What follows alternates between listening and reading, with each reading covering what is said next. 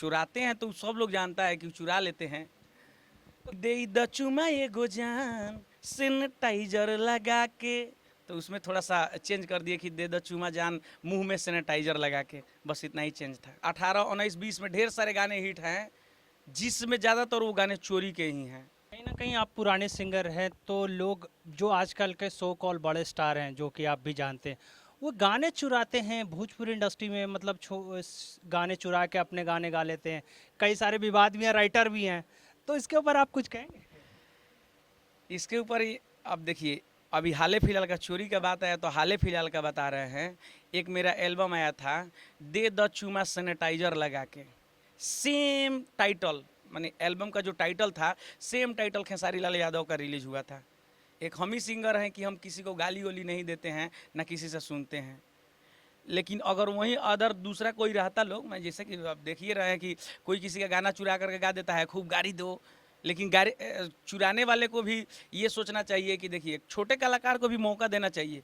ये जो मीडिया होती है, जो चैनिंग सिस्टम है, एक के बाद में एक का मौका आना चाहिए, चाहे कोई भी हो। अगर हमारे पिताजी अगर मुख्यमंत्री हैं तो कोनो जरूरी नहीं है कि हमारे पिताजी ही मुख्यमंत्री रहें, उसके बाद में आने वाला पीढ़ी भी हो सकता है, तो एक को मौका देना चाहिए। लेकिन ये लोग बहुत गलती कर रहे हैं, गाने चुरा चुरा करके, ये तो माने लगातार चल रहा है।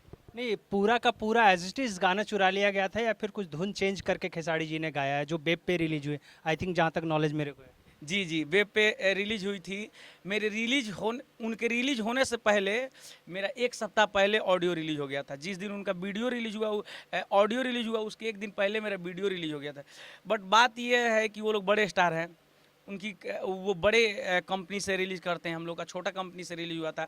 अभी 20-25 हज़ार व्यू गया था, तब तक वो गा दिए थे। वैसे उनका जो पंच लाइन था वही कॉपी था, बाकी वो लोग का धुन अलग था, वो डुएट गाने थे, लेकिन टाइटल वही था, दे द चुमा सैनिटाइजर लगा के। तो एक लाइन जरा गुनगुना दीजिए, ताकि दर्शकों को पता चल सके कि सेम कंपोजिशन और सेम मतलब पता चल जाए कि टाइटलिंग क्या इसमें तो ये था कि दे द चुमा ये गोजान सैनिटाइजर लगा के, तो उसमें थोड़ा सा चेंज कर दिए कि दे द चुमा जान मुंह में सैनिटाइजर लगा के, बस इतना ही चेंज था। मतलब कहीं ना कहीं जो पॉपुलर नहीं है, उनका गाने को उठा के बड़े स्टार गाते हैं। यही तो हो रहा है। अभी 200 का कहिया, वो भी चोरिए था। अभी ढेर सारे गाने आते जाते, अब कोरे में कूद जा, राहुल रसिक भाई लिखे हुए थे गाने को और उसको भी चोरी करके गा दिया गया। तो चोर गायकों की कमी नहीं है भोजपुरी इंडस्ट्री में। लोग देखिए, वही वाला बात है कि ऐसे हम बैठे हुए हैं, छोटा गाया उसको उठा करके हम गा दिए। मतलब मेहनत छोटे लोग करे, बड़े लोग आके उस पर खाली आके बैठ जाना है। देखिए, छोटे कलाकार है तो अभी एक जिले में बज रहा है, वो मान जैसे अभी थोड़ा थोड़ा अभी उस पॉपुलरिटी प्राप्त कर रहा है, तब तक ले वो लोग देख रहे हैं कि अरे अभी तो मोतिहारी में बज रहा है, तो हमें तो पूरी दुनिया जानती है, हम तुरंत गाएंगे, तुरंत पॉपुलर होगा। उसी तरह होता है। ढेर सारे अभी समझिए कि 2018, 19, 20 में ढेर सारे गाने हिट हैं, जिसमें ज़्यादातर वो गाने चोरी के ही हैं, ज़्यादातर गाने चोरिए के हैं, और विशेष तौर पर खेसारी भैया ज़्यादा चुरा लेते हैं। मतलब कहीं ना कहीं ज़्यादातर खेसारी जी जो गाना चुराते हैं, एकदम आप साफ कहना चाह रहे हैं? माने चुराते हैं तो सब लोग जानता है कि चुरा लेते हैं। तो क्या कहना चाहेंगे आप खेसारी जी को, क्या कहना चाहेंगे कि कुछ? देखिए, खेसारी भैया से तो हम रिक्वेस्ट करेंगे, क्योंकि देखिए आपसे देख करके आपको, माने खेसारी जी और पवन जी में तुलना किया जाए तो पवन जी से बेहतर नहीं गा सकता है कोई भोजपुरी में। हमारी हमारी सोच है, जहाँ तक वो किसी भी गाने को अगर मन से गा दे तो बेहतर ही होगा। लेकिन खेसारी जी को देख करके बहुत सारे कलाकार आज पैसे कमाते हैं। हम भी उनको देख करके, उनको सीख करके स्टेज पे गाते हैं। चाहे उनको देख करके, उनके डांसों को देख करके कितने नाच वाले जो कलाकार हैं लोग, वो लोग पैसे कमाते हैं, पब्लिसिटी ढेर सारे कमाते हैं। तो इनसे विशेष तौर पर खेसारी भैया से मेरा रिक्वेस्ट है कि प्लीज़ गाना मत चुराइए।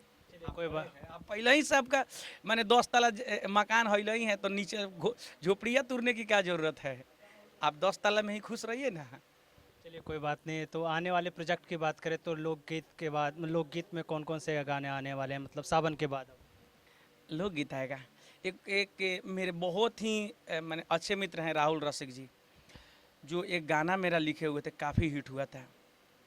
एक गाना था कि दुगो दिल काहे ना बनवनी राम जी कि दुगो दिल काहे ना बनवनी राम जी कि एगो टूट जाइत एगो टूट जाइत चलित दूसर का से काम जी कि दुगो दिल काहे ना बनवनी राम जी दुगो दिल काहे ना। लोकगीत की बात करें तो लोकगीत में कौन कौन से कंपनी से आपकी है बैक टू बैक रिलीज होने वाली है? अभी तो हम टीएफ कंपनी से गाते हैं, लेकिन एसएस फिल्म जिसके स्टूडियो उद्घाटन में हम यहाँ आए हुए हैं, इससे भी आने वाली है। ढेर सारे प्रोजेक्ट हैं।